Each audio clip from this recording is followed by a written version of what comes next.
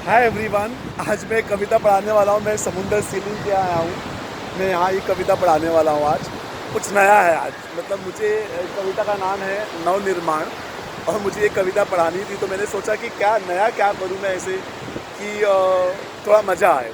सो मुझे समुंदर और नेचर से काफ़ी प्यार भी है। सो मैं अपने हर लेक्चर, मेरा बस चले तो मैं क्लासरूम खोल दूँ। सो मेरा लेक्चर आज यहाँ ही है, समुंदर के यहाँ है। कविता का नाम है नवनिर्माण। सो आई होप आप लोगों को कविता पसंद आएगी मेरी। लेट्स सी, देखते हैं कविता में क्या है। सो ये नवनिर्माण मैंने यहाँ इसके लिए लेके आया समुंदर के यहाँ, क्योंकि समुंदर की लहरें भी देखेंगे ना आप, तो ये भी क्या नवनिर्माण करती, किसी से डरती नहीं है। ये आगे आगे आगे आगे ही बढ़ते चली जाती हैं। तो ये कविता अब देखते हैं कविता में क्या है। नवनिर्माण त्रिलोचन।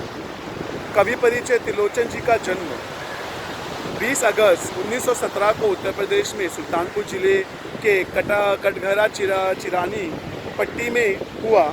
अभी ये कहाँ के, मेरे ज़िले के हैं, सुल्तानपुर के हैं। तो आप मुझे काफ़ी प्राउड है भैया ये मेरे ज़िले के हैं। और ये बेटा ये पत्रकार भी थे। इन्होंने फ़ारसी, उर्दू, बहुत सारी भाषाएं उन्होंने सीखी थी।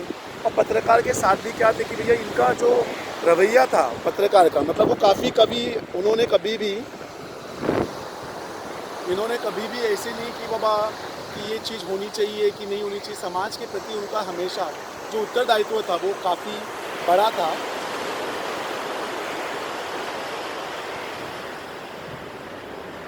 एक मिनट। हाँ। सो उनका समाज के प्रति जो उत्तरदायित्व था वो काफ़ी बड़ा था। अब कविता में देखते हैं।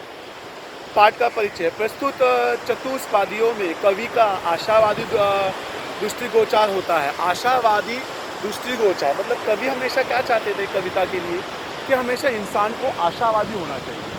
आशावादी इन द सेंस, बहुत लोग ऐसे होते हैं थक जाते हैं, कंटाल जाते हैं। कवि कहता है कि हमेशा आशावादी रहो। हर चीज़ के लिए, होप्स के लिए आप हमेशा आगे बढ़ो।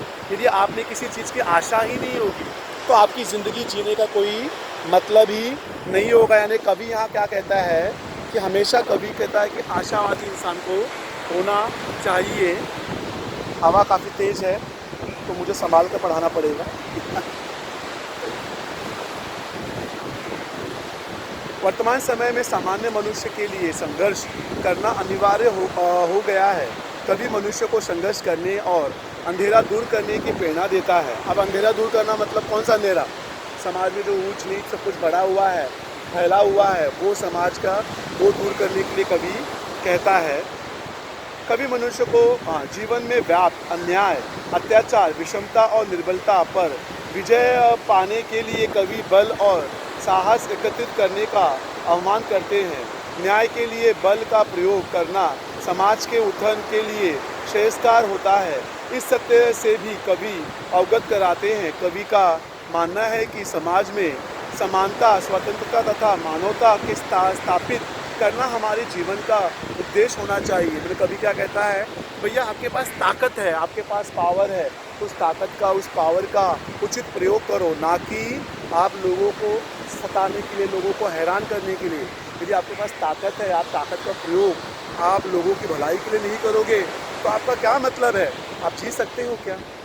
आपके पास बहुत सारी चीज़ें दी गई हैं लेकिन उन चीज़ों का कोई मतलब ही नहीं है, तो क्या फ़ायदा है? हाँ, फॉर एग्ज़ाम्पल मैं बहुत काफ़ी पढ़ा लिखा हूँ, PhD होल्डर हूँ, ये हूँ, वो हूँ, बड़ा हूँ, बहुत कुछ हूँ, लेकिन मेरा पढ़ाना बच्चों को पता ही नहीं चले तो क्या फ़ायदा? मेरे पढ़ाने को कोई मतलब है? तो कभी वही कहता है कि जो आपके पास ताकत है, जो चीज़ें हैं, लोगों की भलाई के लिए, लोगों की अच्छाई के लिए क्या करो, उसका प्रयोग करो, ना कि लोगों को सताने के लिए। पहली पंक्ति। तुमने विश्वास दिया है मुझको, मन का आश्वास दिया है मुझको। कभी कहता है कि ये लोगों, तुमने मुझे विश्वास दिया है, मेरी ताकत को पहचानने की, मुझे क्या सोचने की ताकत दी है। यदि ये ताकत ही ना होती तो मैं क्या कर पाता? मैं कुछ भी नहीं कर पाता। तुमने मुझे सोचने की ताकत दी है, क्या ज़िंदगी को जीने की राह बताई है। यदि इसी राह को पकड़ कर मैं आगे अब बढ़ूँगा, लेकिन आप ही ना होते तो मेरे पास कुछ भी ना होता। कि कहते हैं कि मन का उच्छ्वास दिया है, मन का उच्छ्वास, मैं तुमने मेरी मन की ताकत को आगे बढ़ाया है। मैं इसे भूमि पर संभालूंगा। तुमने आकाश दिया है मुझको, कहते हैं कि मैं कितना भी बड़ा हो जाऊंगा, मेरे दिमाग में कभी भी मैं हवा भरने नहीं दूंगा।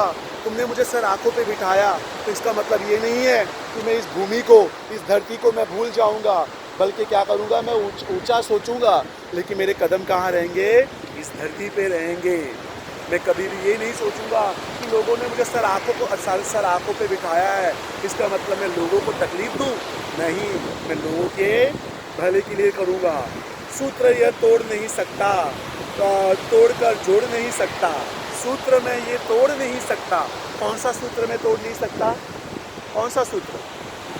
प्यार का सूत्र। हम कहते हैं ना कि मानो नहीं मानो, हम सब लोग ना बेटा एक कनेक्शन से जुड़े हुए हैं।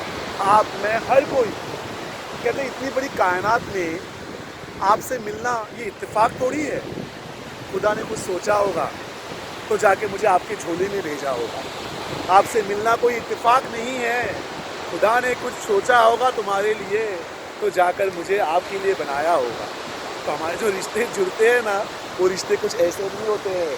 तो ऊपर वाला जो होता है ना, अल्लाह ताला, खुदा, वो ऐसे ही क्या करता है, हमें भेजता है एक दूसरे के लिए। इत्तेफाक नहीं है ये। कहते हैं कि जो ये सूत्र है, इस सूत्र को मैं तोड़ूंगा नहीं, बल्कि इस सूत्र को मैं जोड़ूंगा। एक बार मैंने ये सूत्र तोड़ दिया तो मैं इसको जोड़ पाऊंगा क्या? नहीं।